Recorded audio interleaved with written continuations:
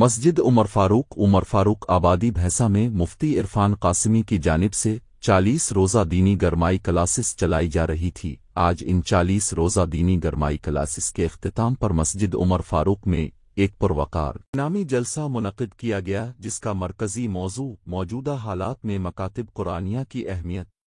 اس بابرکت تقریب میں مہمانان خصوصی بھینسا شہر کی معروف علمی ودینی شخصیت مولانا سید رافع قاسمی امام و خطیب مسجد مومنان، حافظ منیر فیض اللہ خان صدر ٹاؤن مجلس، حافظ عامر استاذ مادہ الابرار مسجد عمر فاروق کمیٹی صدر و ممبران، طلباء و طالبات اور کثیر تعداد میں علاقہ کے مکینوں نے شرکت کی۔ جلسے کا آغاز تلاوت کلام پاک سے ہوا، جس کے بعد ننھے بچوں نے خوبصورت انداز میں قرآنی صورتیں، احادیث، وضو کے فرائض، نماز کے فرائض پیش کر کے حاضرین کے دل موہ لیے۔ اس پروگرام کا بنیادی مقصد موجودہ دور میں قرآنی مکاتب کی افادیت اور ان کی ضرورت کو اجاگر کرنا تھا۔ اس موقع علماء دین، جن میں مولانا رافع قاسمی، حافظ منیر نے خطاب کیا۔ مقررین نے اس بات پر زور دیا کہ آج کے پرفتن دور میں جب مغربی ثقافت اور مادیت پرستی کا غلبہ بڑھتا جا رہا ہے، بچوں کو دین سے جوڑے رکھنا اور انہیں قرآنی تعلیمات سے روشناس ہے۔ انہوں نے کہا کہ مکاتب قرآنیہ وہ بنیادی ادارے ہیں جو ہماری نئی نسل کو اسلامی اقدار، اخلاقیات اور اللہ تعالیٰ کے کلام کی برکات سے واقف کراتے،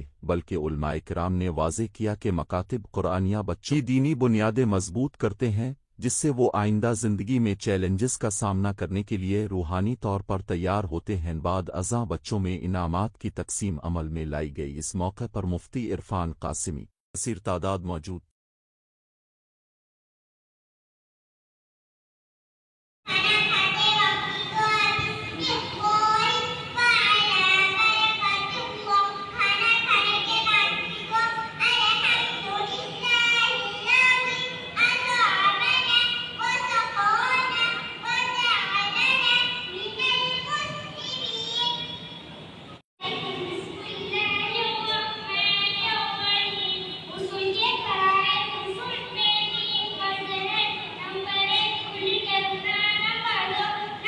बैठो रे।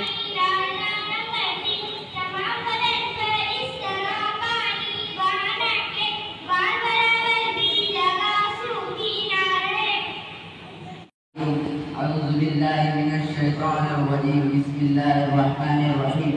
آية الكرسي.